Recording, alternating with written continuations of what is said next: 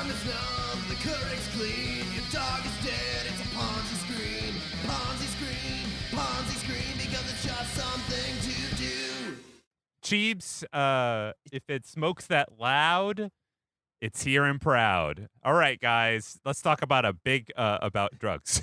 Hell yeah. Coming at you live, Ponzi Scream, cutting through this cloud of loud in 3 separate locations over Zoom. And I'm over here. I'm microdosing, guys. I don't know about you two, but I'm microdosing. I'm just trying to come up with the next app. Yeah. Bro, I'm macro, man. I'm full in. I'm on the mids game right now. I'm smoking a bunch of artificial THC and mid combo, rolling that really What is good. a mid? What's a mid? What are mids? K-Town. Did anyone grow up in the Midwest here? K-Town. You guys ever? It's just like bad. It's bad weed. It's swag. But it's a little bit above swag. It's Gabe. You know what? I grew up. About. Okay, so here's the thing. I grew up before hydroponics in DC. The weed was all like 2-dimensional, gray, brown. There were seeds in it. Hell yeah. And then what happened was after 9/11, the ports all closed, and there was this big drought of like easily imported shitty weed. And so after the drought, a bunch of homegrown hydroponic boys started cornering the market and creating a higher quality of drug. But then once the ports opened back up and it was easier for people to move product internationally, there wasn't a market for shitty weed anymore because people's tastes had grown sophisticated to that sweet 3-dimensional seedless nug. So can you apply that like otherwise to like other sectors of agriculture to say that 9/11 caused the locavore movement? Like, did 9/11 cause? We could say that coronavirus is going to cause a massive revolt against the 40-hour work week, and it's also going to make people see how terrible their lives were before the $500 a week pandemic money. Yeah. Because when that runs out, it's like realizing that you were just breaking your back for 40 hours a week. Well, and also commuting is also whoever wants to waste an hour and a half on a subway or in a car again when you could roll out of bed, put on your Thai fisherman pants, and work from home with only above the keyboard hot couture. Two things I want to say. First, 2 days ago, it was so humid out that when I got back after doing many hours of delivery, the line where my socks ended and my exposed skin began was like there was a definitive line, and it wasn't sunburn; it was just grime. It was just dirt. So, yeah, Danny, definitive how grime. high up on your leg was that? yeah. It was a real. It was I was in the shower. I was like, I need to wash my legs. Like, this isn't an afterthought. My legs. Sure. Not the whole body, just the legs. Yeah, just the legs. Please present me with a hot basin of water and a loofah so I can scrub my calves and shins. Yeah.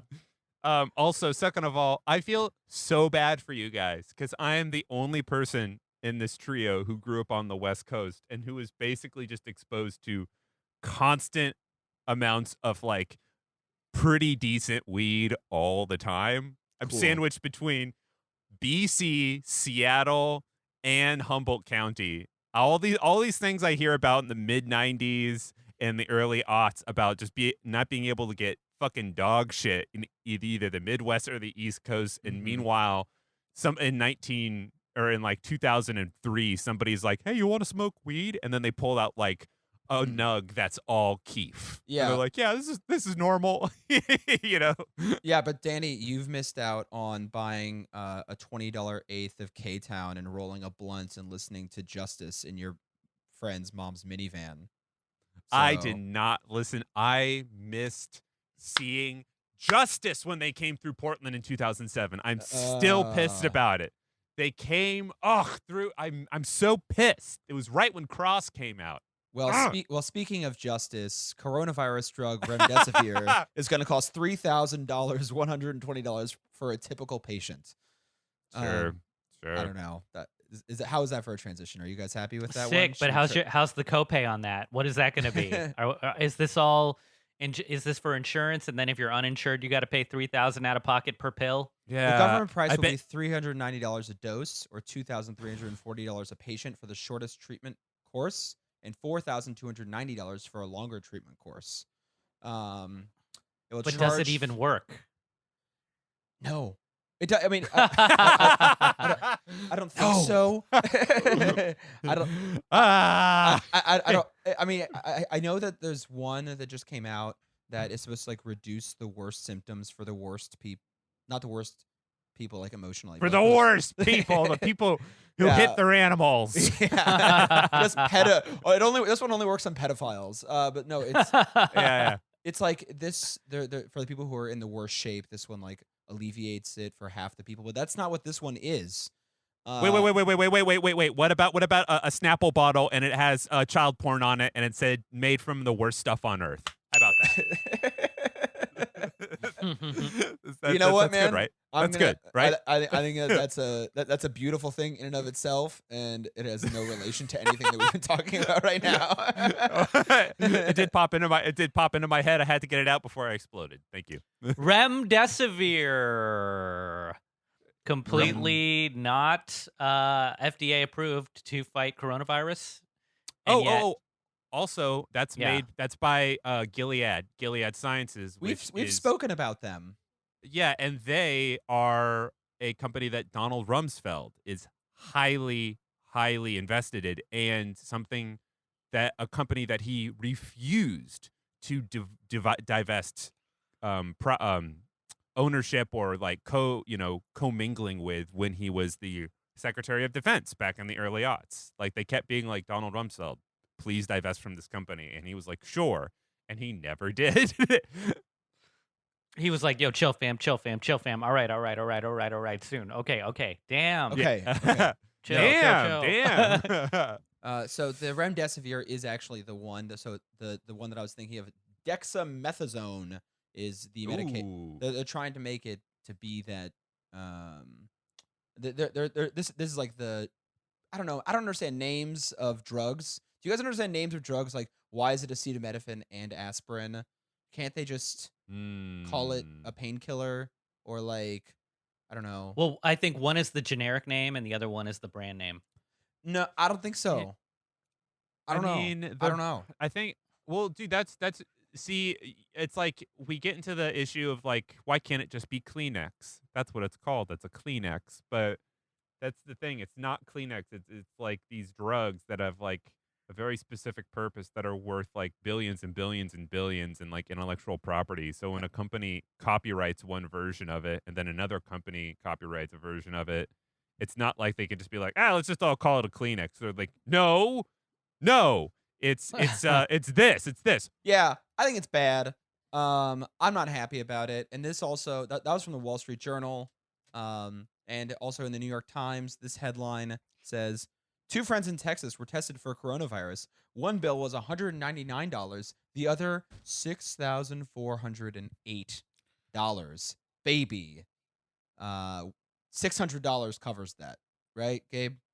Sure. This just sounds like a Kafka-esque nightmare scenario where the person who actually paid more because they were covered by insurance and they filled out their insurance forms. No, are you serious? Yes. So the person who with insurance paid more. Guys, you guys might not be able to hear this, but I am rubbing my eyes and my temples very intensely, visually. Right. Well, it's insurance companies are like mafia, are like, the mafia comes to your house or to your neighborhood store and they say, "Hey, we're going to be the neighborhood watch. We're the police. We're going to protect you. But we're in fact just going to rob you." Yeah. That makes a lot of. It is a racket in that sort of sense, right? Like they have a monopoly of healing, but because of that, they can just have complete unchecked power in what they can do. Danny, we're talking about your family. Marianne Williamson. You know, Welcome back. Your Aunt Marianne. I got it. You guys, I got it. It's not being stolen. It's mine. He got It's the mine. package. I got the package. got the goods. You got the. Is it? People outside of New York will not understand the eternal struggle of trying to get a UPS person to not actively throw the package you're getting from them into the garbage. Like, the best city in the country, best city in the world, New York City. New York is the best. You get a hot slice of pizza. If the water makes the best bagels, put a schmear on it. Oh, if you want a package delivered, we're going to throw that shit in the gutter and cover it with rat feces and raccoon urine. New York Because City fuck is so you. beautiful. New York City is so beautiful that even your garbage is valuable. All right, you order your garbage on Amazon. Yeah, There you go. There you go. But you were talking about Marianne, or whatever. Read him the headline one more time, David. 2 friends in Texas were tested for coronavirus. One bill was $199. The other, $6,408. Woo! We're gonna put a air horn over that. Beep, beep, beep, beep, beep, beep. And the third Identical treatment. And the third one got Really? a tax credit because they opened up a small business in a low-income neighborhood for 3 years and employed. No, I'm just kidding. That was Yeah. They got Pell Grants after living there for 3 years and proving residency. Yeah. By the way, I know we don't really get too caught up in presidential stuff here, but like she's totally going to be the vice presidential pick, if only because it's the stupidest pick that you could possibly make. Yeah. I personally, I've been really relieved to see in the Black Lives Matter marches that I've been going to recently, people have been chanting to say, lock them up, parentheses, the parents for truancy. Lock them up, parents for truancy. For truancy. Yeah. So I agree with you, man. Biden would really be meeting the moment for that one. So anyways, welcome to Ponzi Scream. What's up? I'm David Bradley Eisenberg, and that's David. That's me. Yep. As always, this is Gabe Pacheco. Yeah, it's me. I got my package. I can now rest. I can rest easy now. I'm happy. And that's his name. And his name is Rest Easy Package. Ooh, that's right. What else are we talking about today? So I don't know. I mean, do you guys have any thoughts on this drug thing? I mean, Gabe compared them to the police. I compare them to Danny's family. Yeah. Are we just like? Oh well. It gives me. I feel like I have brain worms trying to rationalize and explain our current system of testing people for the pandemic, like the plague that is sweeping the world and freezing our economy and keeping us inside from seeing our loved ones. And then when 2 people go and try to get tested to see if they are vectors for this, they're just one of that. They're both robbed of a significant amount of money, which is prohibiting. Yeah. It's prohibitive to even go and get tested if you have to pay for it that much. And then to see the inequality with no logic between the two just makes you want to like pour gasoline on the whole system. Yeah, it's pretty nonsensical. I would say the best way. First of all, I wanted to give Gabe a little bit of space to get I was like I feel like this is gonna be I know what he's gonna say. It needed space to breathe. To grow. The best way I can describe that headline is based off of a YouTube channel I've been watching recently. It's one of those channels that basically explicitly pirates British shows that no American has ever heard of. And this show is called Can't Pay, Will Take It Away. Have you guys heard of it at all? What? Oh, shit. It sounds great, dude. It sounds like Repo Man, the show. Literally, it's high court writ enforcement in London going to people's houses and either A, kicking them out of houses for not paying on time, or B, demanding money. Is this? And if it's real, It's a real. So it's like economic cops. Hello. Yeah, Today- it's economica. Yes. Today we're going to the house of Brandon Shuttlesworth, and he lives in a flat in the 42nd gate above North Shaftesbury. Yeah, And yes. he's 3 months behind in payments. We're just going to knock on his door politely. Tap, tap, Yeah. tap. Yeah. Dude, half of the cases are incredibly sad, and half of them are just people who are like kind of dipshits who just don't pay like any bill. Cool. But the thing that I Heroes. understand that I'm getting from it, which is so foreign as an American, is on the situations where they kick somebody out. Something they always say. So you've been kicked out of your living area. The first thing you're going to want to do is go to council and apply for emergency housing. And the first time I heard them say that, I was just like, "What? Are you fucking kidding me? What emergency housing is this? Like, we don't have that in America." Oh, you know? Danny, look, I understand that you're being kicked out.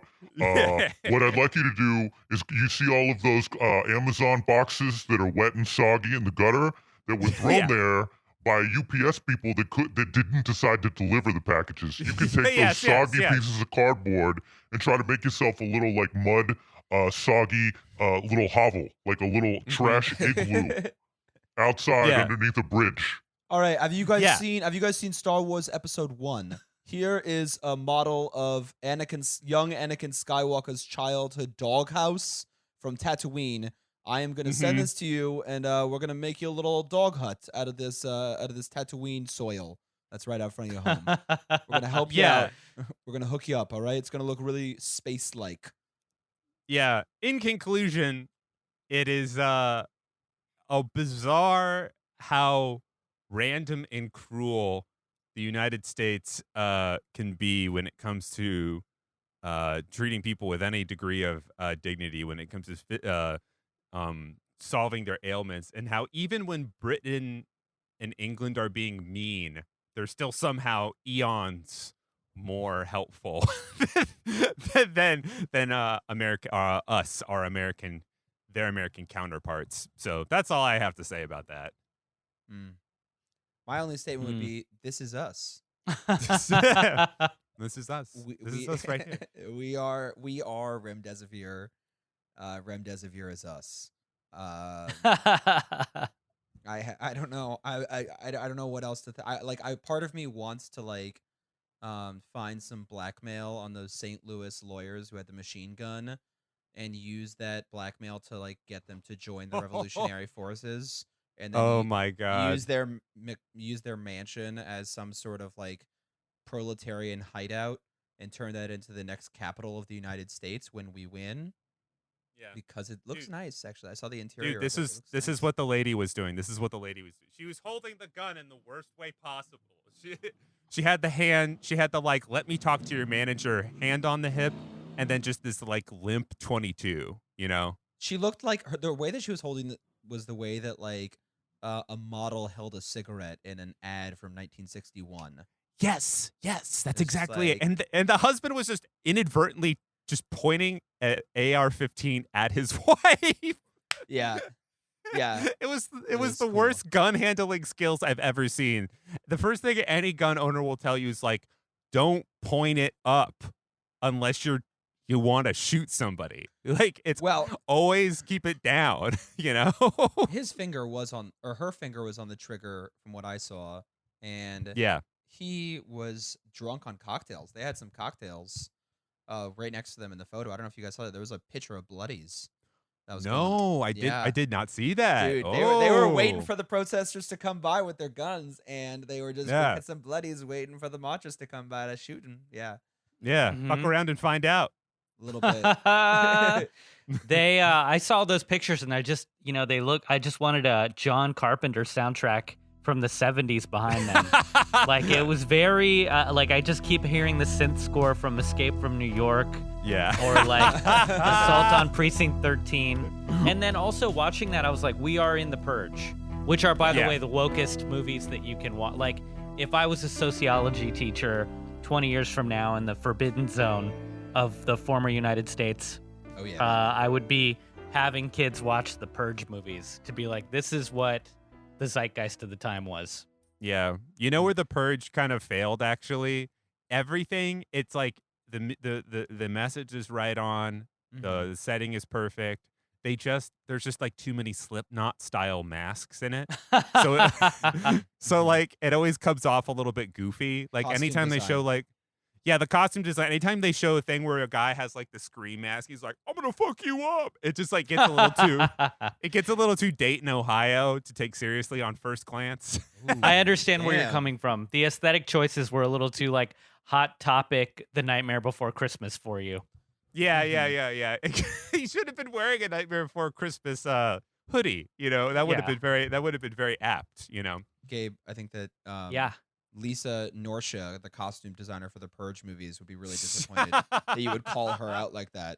Oh, the movie was perfect, except fucking Lisa ruined it with this aesthetically tiresome, some 41 derivative Jejun mask, whatever. Oh, that was a good sentence, David. Yeah. No, well, she gets an honorable mention though. Like I said, I brought the series up because I think it's a great series, but one thing that stuck out about it that resonates today in New York is that since this pandemic started, people can walk around drinking alcohol in to-go containers. Oh, yeah. People are smoking weed on the streets. I got my city bike membership, and I was biking around, and there were just random spontaneous block parties all over Brooklyn. And it's like when we think about anarchy, so many people live in this idea of fear. If we didn't have rules, if we didn't have law and order, it would just be like streets full of rape and carnage. And that's not the case. Like New York is currently in a kind of a state of anarchy in a lot of places. And it's just local DJs setting up their sound systems and multi-generational parties. It's fucking cool. It's not bad.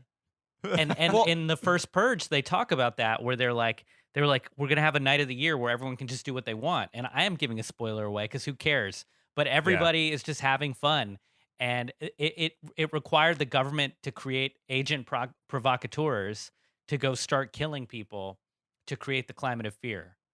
Because humans like in anarchy, we would just be out there having a good time. Oh, that sounds nice, man. I want to see that movie now. I love Hot Topic, so it's perfect for me.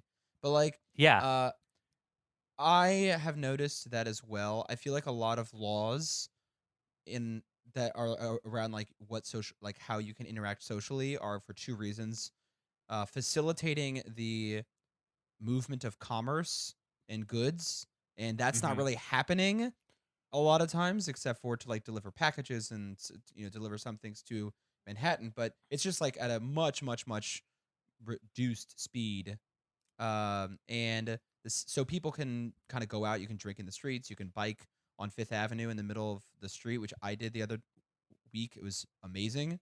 And then the other reason is that there's a lot of drinking laws that are just leftover laws from like Prohibition Puritanism, and even in New York State, there was a lot of there's just a lot of Puritanism about not being able to drink in the streets.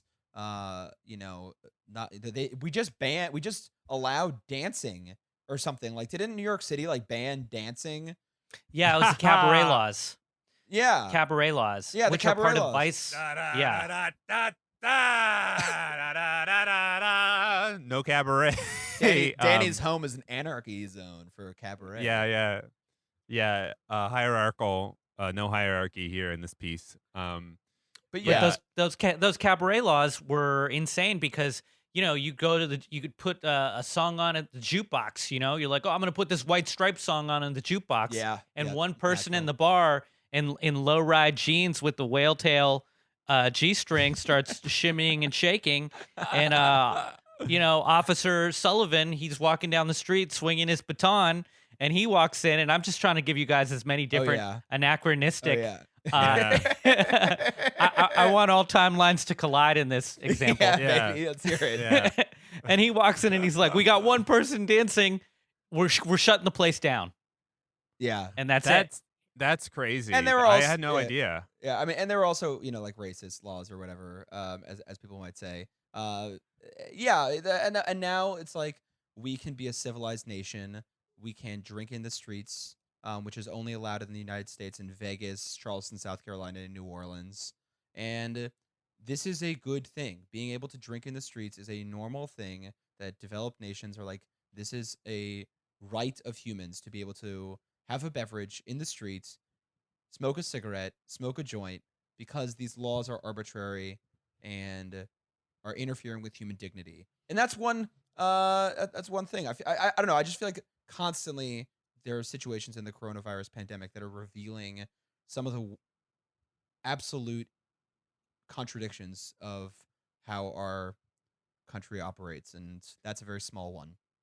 I have one thing, and this has been rolling around in my head for a little bit, and I just want to share my truth Share it, baby. with you guys. I've really thought hard about this as a cyclist and as a person who is mostly averse to cars. Abolish the police. Mm-hmm.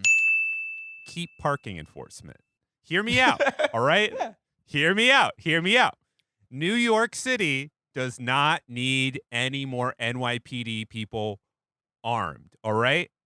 Mm-hmm. That said, if you drive a car in this city, you most likely drive it like an absolute shithead, and you need to be roped in, because I swear to God, I've almost been killed hundreds of times. And I was just like riding the other day. I was just sort of like, maybe that's what defund the police is just like get rid of all the regular cops with guns. Yeah. And just make sure there's the guys with white hats walking around, just making sure that you don't Meter almost maid. kill me all the time. Like a little yeah. Rita the meter maid, something like that. So here's something. Police that we always in LA, maybe not New York, but in LA, there's more high speed chases. Oh yeah. And cops love getting in high speed chases, which always lead to like legal problems because other cars get, people just freak out when there's a high speed chase. Mm-hmm. You have the high probability of car crashes and collateral damage. You don't ever need to chase a car as a cop, because now cars have GPS tracking in them. We have drones overhead. So all you have to do is set automatic spikes every mile, let's say on the highway. And you could just be like, okay, this Honda Civic is going to be, passing this highway checkpoint in a minute and a half. And just one dude who's sitting on his laptop could press one button and send the spikes up in that lane. Yeah, exactly. Yeah. This has been the Socialist Solutions Podcast. Yeah, I don't know how dystopian my idea is. It could be used in a totalitarian way. It could have some consequences. What I would say is I just think that people are. I think people really do get hung up on the whole like, what do you mean? There's going to be absolutely no police. And I'm like, no. You don't understand. I still think most of New York drives like a piece of shit. I still think 70% of people shouldn't be allowed to have a car here because they literally blast through reds. Like that's that. So it's like, here, let me enlighten you to a world that could be. That doesn't mean there's a guy who like has 17 like aggressive, what do you call it? Like police misconduct issuances on manslaughter, maybe. Yeah. David, can you believe this? This motherfucker put my initials when I signed for this package, and I didn't fucking sign for this package. He was just gonna. He did not. He was. No, you did not. He's just gonna. He was just gonna leave it there and let it get stolen, like an absolute piece of shit. My God. Yeah. Well, speaking of absolute pieces of shit, the deadliest corporate crime in U.S. history will end with 84 guilty pleas of involuntary manslaughter. PG&E Corporation, the power company. That's right. Its equipment sparked the largest wildfire in state history, consuming the town of Paradise Wow. That's right. Yeah. Are you fucking kidding me? A little on the nose. Yeah. Some of the writers for this episode, and many who lost loved ones or homes to the 2018 issue fire may not find comfort in the utility. Only paid a $4 million fine. That's Oh nothing. my. That's like one of those things where it's like if you take a company's net worth and then you add 4 million, it's the equivalent of like one of us dropping a nickel. You know, it means Yeah. nothing. Oh yeah. Yeah. Or Especially me breaking up with Danny's mother means nothing. Absolutely. No! Means No, nothing. David, no! You're so cruel. she was finally happy. Mrs. Phelps was finally. Whenever she joined the Zoom, there was a twinkle in her eye. You Nothing. leave Barb alone. Leave Barb alone. It was a fucking nickel. It was just like dropping a nickel. Yeah. So You're so cruel. So, anyways, Yeah. shout out to the Feltz family. I don't know. I don't know. Look, it's a bad thing. It's just so they've already settled claims from insurers and individual fire victims and local government agencies for more than $25 billion. Okay, that is a thing, right? And it also received a $1.9 billion penalty from the California Public Utilities Commission. So the criminal case is the last unfinished business as it races to exit from bankruptcy in the series of wildfires that happened. Yeah. So they did give out some money, but it's just PG&E encompasses 125,000 miles of electrical grid. And guess what, guys? Fire season's coming back. Fire season's here. Yeah, dude. Danny and David, did you know? I don't know if I've ever told you before on the show. My favorite mammal is the beaver. No.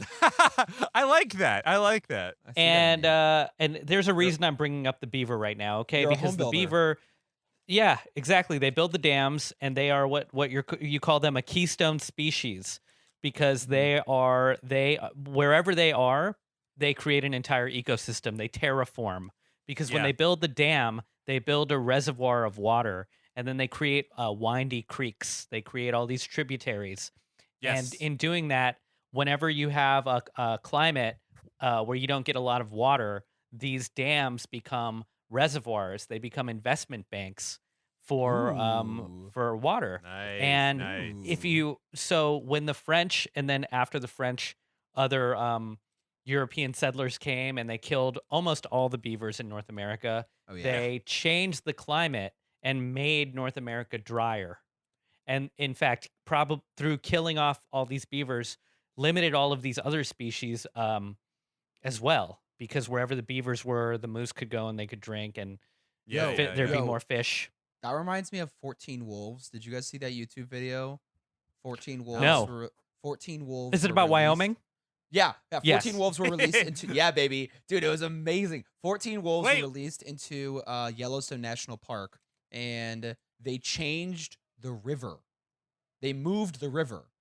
So that. What? I'm not going to say anything else beyond that, but I'm just because I want. Let's link it in the episode description. But it's like one of the most moving pieces of 2-minute clickbait I've seen in the last maybe month or so of my life. That's You beautiful. won't believe what these wolves. You won't believe what these wolves did with this river. I know. This sounds like a Malcolm Gladwell chapter in like an addendum to The Tipping Point. Like, Yeah. look, Yeah. guys, we don't need a lot. We just need some minor tweaks. With 14 P.S. wolves, you can change an entire direction a river will flow. Yes, I was on Jeffrey Epstein's plane one time. Bye. But I brought my wife, so she. Yeah.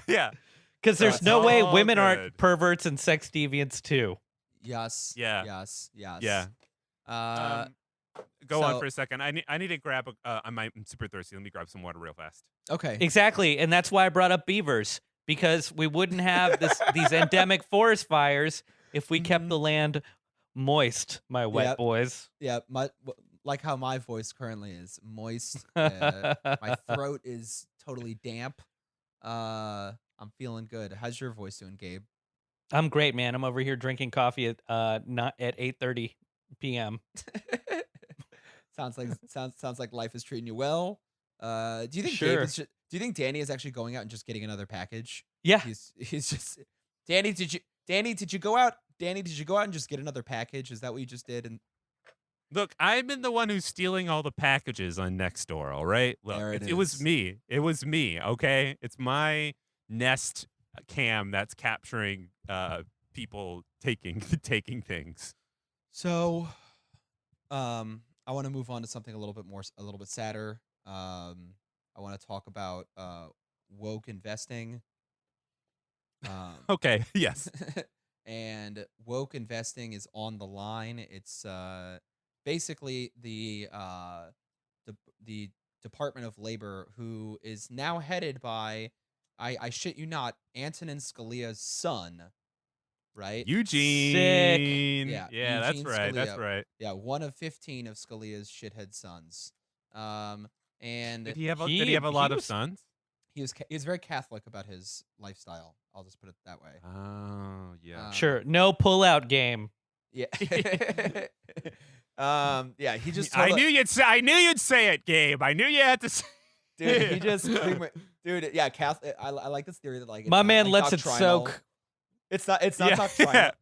It's not doctrinal that Catholics like are like required to like go forth and multiply. It's just that they come too quick. You know. They just, I just busted inside you. I just busted inside you. I'm real trad with it. I keep it real trad. It's I'm a three pump. I believe in the Trinity. 3 pumps. The Father, the Son, and the Holy Spirit. I busted. Oh, I just busted. There you go. There you go. I just busted. Yes, that's right. So young Scalia, he was actually like a litigator and overturning this Obama Department of Labor rule, which would have enhanced the protections and standards of conduct for retirees and their fiduciaries. And he helped overturn that rule. Now he just got appointed to be the head of the Department of Labor. Nice. One of our previous episodes, we talked about how he ended up getting that job, and that's because, in part, Alex Acosta, the former Secretary of Labor, was complicit in the Epstein cover-up. Yes. So that's a cool story about that. But now he proposed this rule, which would basically New rule. It would define. He's a New writer rule. he's a writer on the Bill Maher show now. Yeah.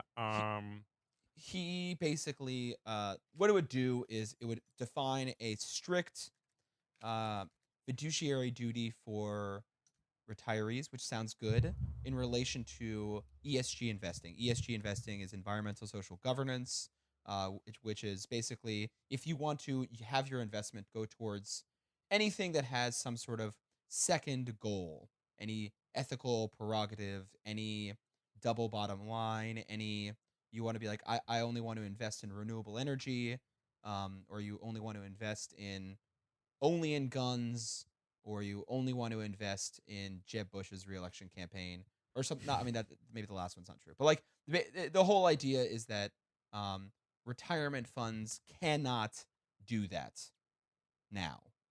They cannot be solely for one thing. They have to be solely for one thing, and that is maximizing returns. Retirement funds cannot do woke investing. They cannot perform. Have some sort of say, I want to invest in this fund because your stocks can't virtue signal anymore.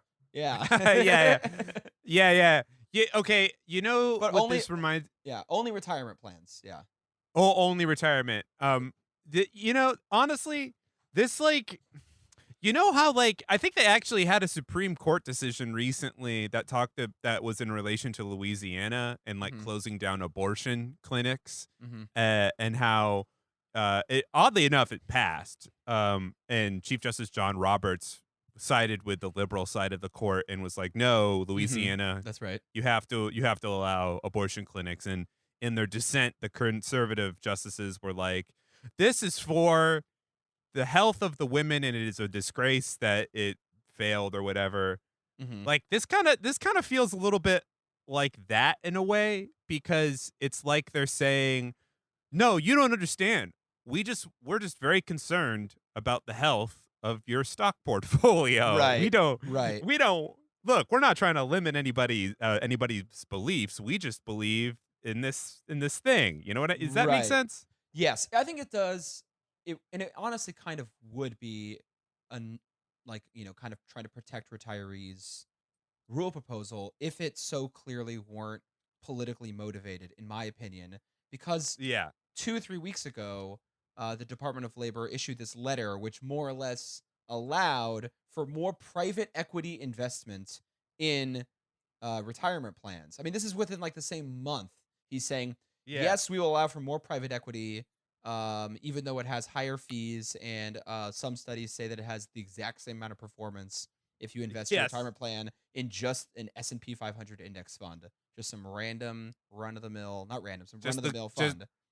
just the good old S&P will do you fine if you Yeah, want to. but private equity has huge fees that we know for sure, and we're not really sure about its performance. So the DOL allows that, and then 3 weeks later says, you know what, ESG investing not so much. So what it really says is like, they will allow it only if basically you have to prove that it does actually ensure maximum returns, and that is the crazy thing about it is this pandemic especially has really shown ESG funds that have some sort of environmental or social or governance mission, have higher returns and lower risk in many Mm. circumstances, especially with fossil fuels collapsing.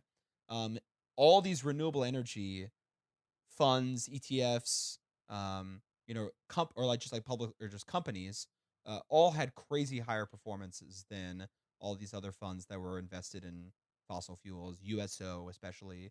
And so there is evidence that ESG investing actually has returns in and of itself. And if you look at investing in a very macro sense, investing in good companies will make better returns in the long term, right? Like, That's right. Sure. Because I'm thinking, well, you say this, it just makes me think about how many companies on the reductive scale of just looking at maximizing profits look great on paper, but they help continue to accelerate deforestation. So if right. a company on paper is giving us great returns, your retirement fund is great, but you've cut down a third of the rainforest in Brazil, then it's only going to accelerate climate change and accelerate Mhm. the release of like dinosaur viruses as Yeah. the polar Right. ice caps melt, Right. and all of the grandkids are going to die, and there's going to be so or even Not like so great for the retirement portfolio to have your grandchildren dead. Yeah. right. Or Agreed. like even now, like we didn't close the economy in March because we didn't want to Mhm. ruin things by closing restaurants then. But the long term effect of that very short term hesitation is what? Having the entire country on welfare for the foreseeable future. Yeah. No, the thing about these people when they're like the like your returns are gonna be great. Your returns are gonna be great.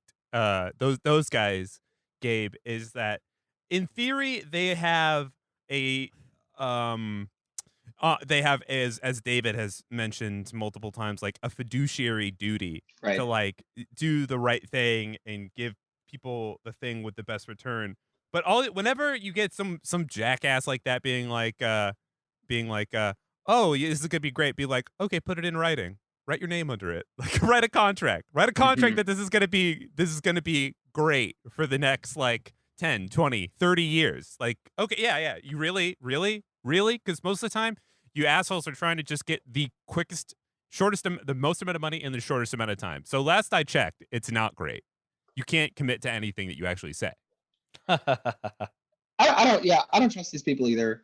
And there is like like, okay, you don't want to like have retirees, especially like 401k retirees, because they're taking the hit if there are losses.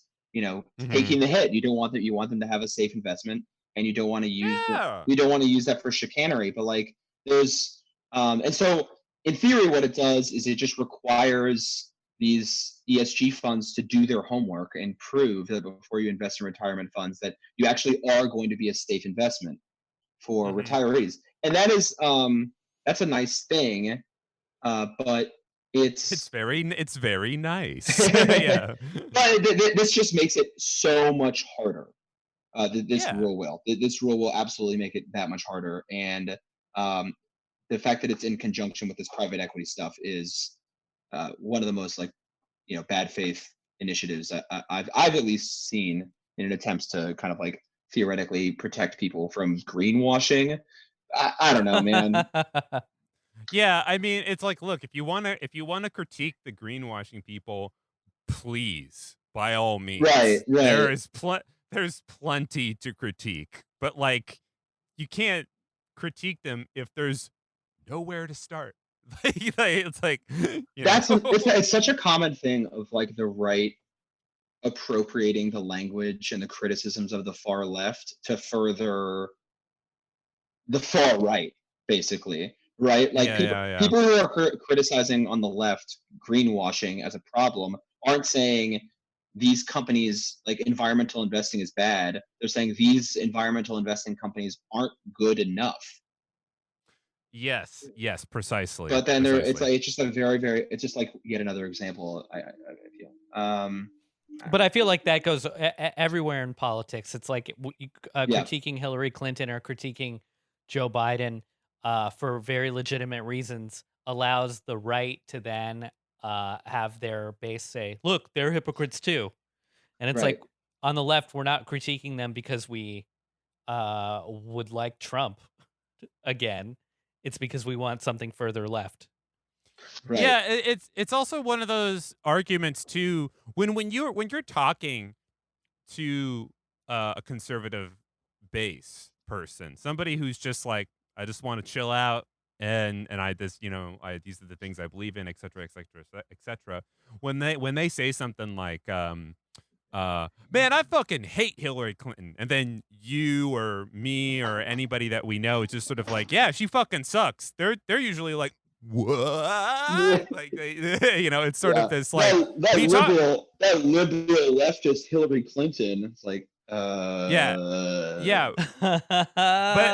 but then if it's like that's an argument that has some base, because most of the conservative base has no actual relationship with like people on the left, and like oftentimes we're purposefully kept away from each other because there are some things that like we have in common. But when you have someone like Eugene Scalia, who it's like, buddy, fucking better, and you're just lying through your teeth. Like it's like, better. You're not a dumb guy.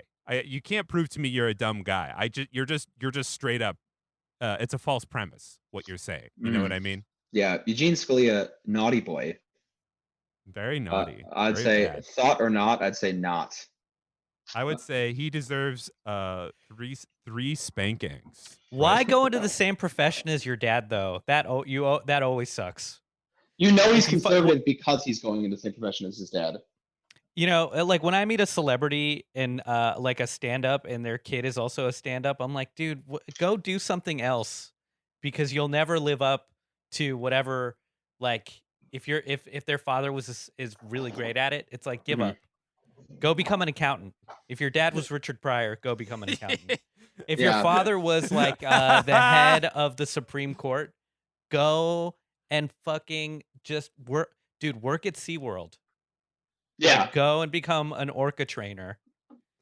One of the funniest little anecdotes about Anton and Scalia, R.I.P. Rotten Hell, is that like he like, I think he grew up in New York, and he was really big into gun rights and gun advocacy, and I think there's several stories about how he'd be like, yeah, I would be able to bring my gun on the subway for protection, and I'm just like, what are you talking? You want to bring a gun onto the New York City subway? Like, you guys are fucking weird. God, like they have the strangest priorities. I also found out that Scalia went to this military high school in New York that's like in the Village, and apparently he was like really, really against making it being a like military, it being optional for you to join ROTC. And because I was like a big thing, he's like, this school is making everyone, it's like, it's gonna make these students weak, right? Like making it like making ROTC optional. And then I found out that like I don't even think he served in Vietnam. Like this dude had bone spurs. No, he's like that dude. I mean, like, look, we're not. I don't want to like look shame or whatever. But that man aged. Woo, just. I mean, he it's like How did he did die? not have. Did Dick I think he Cheney just shoot him had in the face? Is that what it was? No, he just was like he was just a fucking old Italian dipshit. He just just died of like a heart attack or some shit. But it was like on a camp. It was like on a camping trip, though, right? Like, wasn't he cabining? I mean, Folks? I didn't do any deep research on Scalia for this one. Fair enough. How did Antonin Scalia die? He best friends with Are you- Ruth Bader Ginsburg. Danny, It just says natural causes on the top of Google. That's so funny. Yeah. Danny, I thought that you just like typed that onto a typewriter. Just like that would have been funny if you just like put that question on a piece of paper on your typewriter and then. I go to a fax machine and I'm like, and all right, Google has it. All right, we'll find out in 2 days. Yeah. We'll find out. 2 days when I get a fax back. Oh, dude, it was in. You know where he was though? He was in Marfa, Texas. Yeah. Which is like a weird, like oddly liberal commune in the middle of nowhere, Texas. Did you know that? No. Wow. Yeah, it's really strange. So your boy wore like he had geodes with him in his luggage. Anton Scalia was into crystals. Oh my he gosh, had look at some this. silver and turquoise necklaces. Scalia died. Scalia died in his sleep at age 79. He had gone quail hunting the afternoon before and died as the guest of John B. Poindexter, which is just a made up name. This sounds like something that like a cinematic a witch who curses you or like a gypsy curses you and says, at 79 you'll die in Marfa, Texas, quail hunting. Quail hunting, yeah. Natural causes. She did not see the body. Apparently, she did. The judge did not see the body, which under Texas law is not required. Nor did she order an autopsy. That's very Texas. I don't need to show you goddamn. It would be body, It would be kind of cool if he were killed by a leftist, and then they didn't want to make him look weak, so they said natural causes. Or maybe his son killed him. I'm about to get sued by a bunch of people right now by saying those last two sentences. Allegedly, allegedly, backtrack. Allegedly. Apparently, what happened? He ate a batch of bad quail. He ate a little bird. That's what happened. Yeah, he choked on a quail bone. Mm-hmm. Yeah, just a teeny little bone.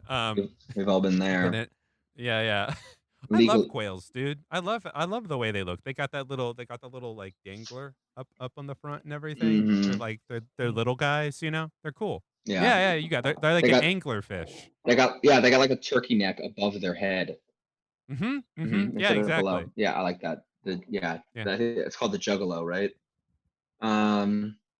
It's not called the juggalo. It's called the gizzard, the gimp. Gizzard. A gimlet. Gimlet? It's called a gimlet. So, anyways, do you guys want to talk about something else or anything else to say about woke investing? You guys want to talk about ESG investing anymore? Oh, I mean, like, I just think this one is just one of those other ones where we have to wait and see what happens with it. It's just a declaration. It's a real proposal. I'm just sort of. I am very excited for the hoops that they're going to jump through to be like, no, what the fuck? I'm excited for all the hoops that they're going to basically be like, no, we can't invest in wind. No wind at all. It's dumb. We hate it. So all this stuff about like having the Labor Department reassess ESG standard stuff came from an executive order from the Trump administration last year. Oh, perfect. That Perfect. that was like section 1, 2, 3, and 4 were all about like protecting our domestic oil and natural gas reserves, and section 5 was about we want to review ESG priorities. And so this is just like very and proxy voting and stuff like that, which is kind of tied to ESG stuff. And so this is like very clearly a handout to the oil and fossil fuel industry, which I personally love.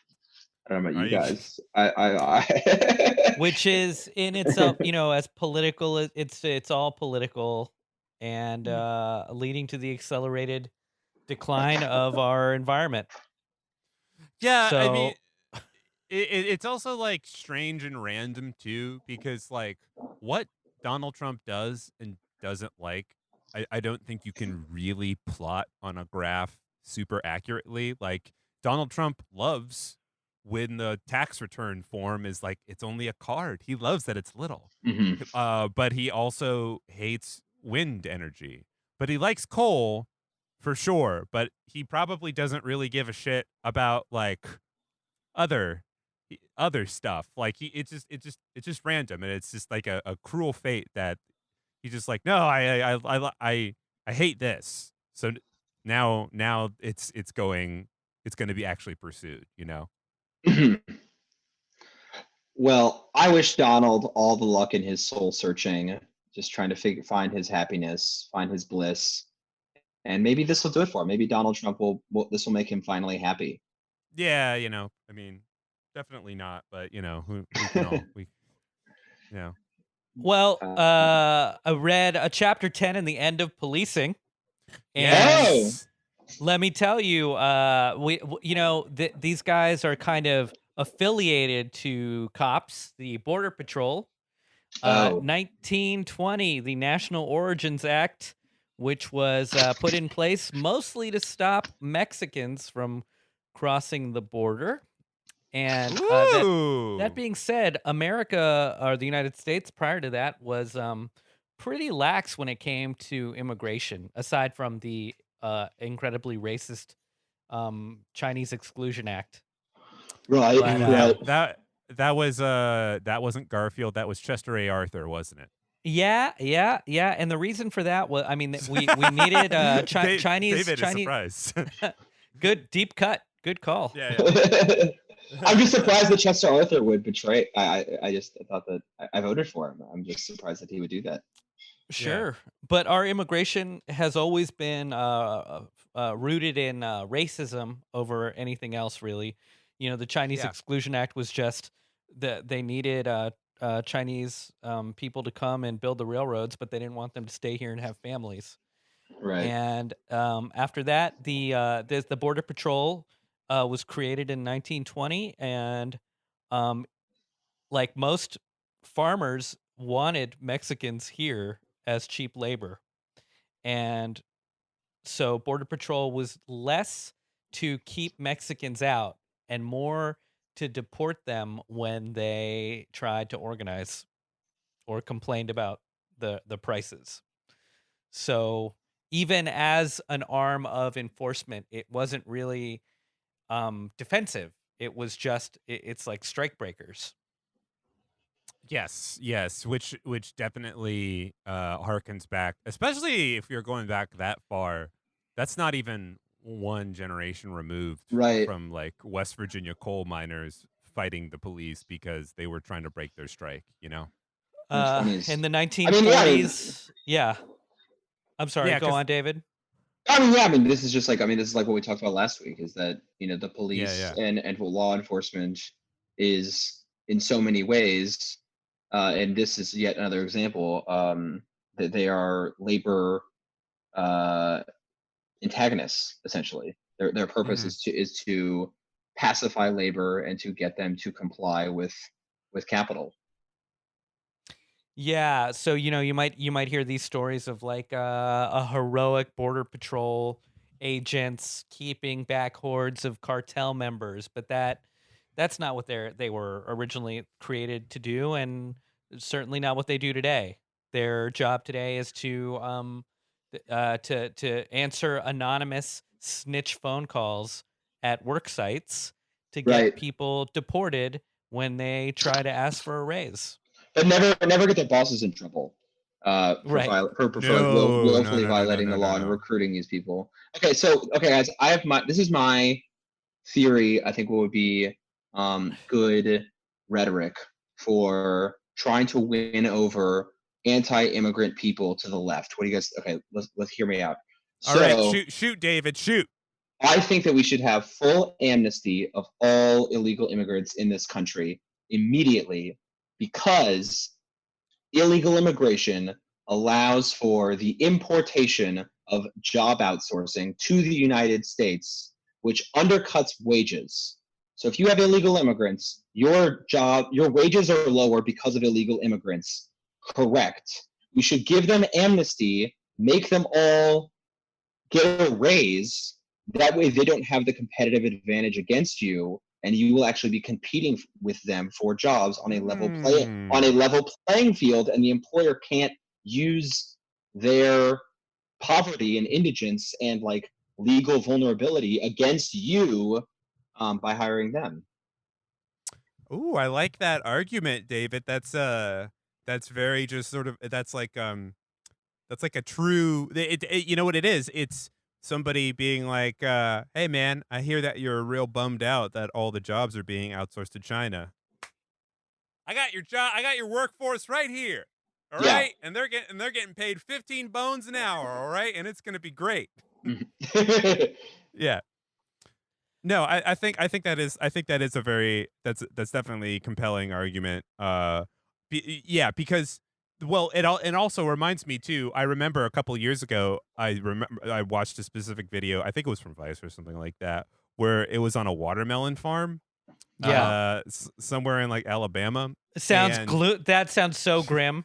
The more delicious the fruit, the worse the way that it's grown is. Yeah. Well, it's funny because it was these watermelon farmers, and they kicked out a bunch of, illegal immigrants, and they were like, all right, guys, we kicked out all the immigrants, so now you guys can have the jobs and pick the watermelons. And they were all just like, this is too hard. Like, you really need to be escaping from like a communal mass grave situation in your home country to want to come here and pick raspberries. You know what I mean? Like, no one, if you were born with a Nintendo, you're not gonna leave like a childhood where you played video games to then go work in a field. Yeah, I would do it for a summer on an organic farm in college. Right. You go. What is it when you travel around the Europe, like wolfing? Woofing. Woofing. Yes. Woofing. Yeah. Yeah. I always wanted to do that. All the hot girls did that, man. No, that's what you do, David. David did that. This is a great scheme. All right. Okay. You flip it, reverse it. You have Europeans pay to come to the United States to live an organic American experience. Dude, this is so you're not even for you right here, baby. Yeah, you're not you're not even paying them slave wages. They're paying you to be there, and they get to live in like a Motel 6 on like an Alabama turnpike. Oh yeah, they're like, wow, it's the real American experience. This is perfect. We'll pay you in like grits and barbecue and authenticity. We're just gonna pay you in authenticity. Yeah. This is perfect. So, I'll give you. Here's a stat for you. So ICE, ICE was formed after the after 9/11, and part of Homeland Security. And it's brand new. So ICE hasn't been here before that. It was the INS and Border Patrol. In 2012, $10 billion went to ICE and immigration. So that's how much money we spend on keeping out people or basically snitching on people and putting kids in cages in 2012. Thanks for Yeah. Obama. 18 billion. Dude, Thanks. it's in it. I mean, like, it has to all be going just to like Mexico, like border enforcement. Like, there's nobody hanging around Williamsburg looking for like millionaire French people. Like, get out! You're here illegally. It's all going to the southern border. We don't have social want- oh, democracy, here- and then Trump was like, "Why aren't there Nordic people immigrating to our country? What the Yeah. fuck? What do you think?" Yeah. What is it called? I'm gonna look it up right now. I think it's called Operation Stone Garden. Should be it should be Is a that a 90s grunge band? ska band. Yeah, it's not. It's not a grunge ska band. Operation Stone Garden is same like mind, the baby. 1033 program where the military gives money to the Mhm. police. Operation Uh-huh. Stone Garden is where the Homeland Security gives money to local police to carry out ICE and Border Patrol activities. Oh dear God. That's the funniest shit because I mean, look, when you give the NYPD or the CPD, the Chicago PD, like weapons of war, like that's one thing that is on its own right terrible and a stupid injustice. But imagine imagine giving some fucking West Texas shithead 3-person police department a fucking submachine gun. Like, what's the point? Why? We got to give you Why? guys night vision goggles, full Iron Man, Tony Stark body armor suits. Yes. Hey, those They're like- those saguaro cactuses not only sometimes look like people, that's how tall they are, but they also are spiky. So Yeah. Yeah, it's You're either- like Ah. you're like giving Tommy Lee Jones's character from No Country for Old Men like Splinter Cell like night vision. We're just like sometimes crazy things happen in this world. we should all be given the cattle. They should be given the cattle killer thing that Anton Chigurh gets. Yeah. That'd be a cool use of resources. Mm-hmm. well, boys, we did it. Yeah. We went. This feels right. Yeah, it's man, still no defunding of the police. Again, I can't emphasize this enough.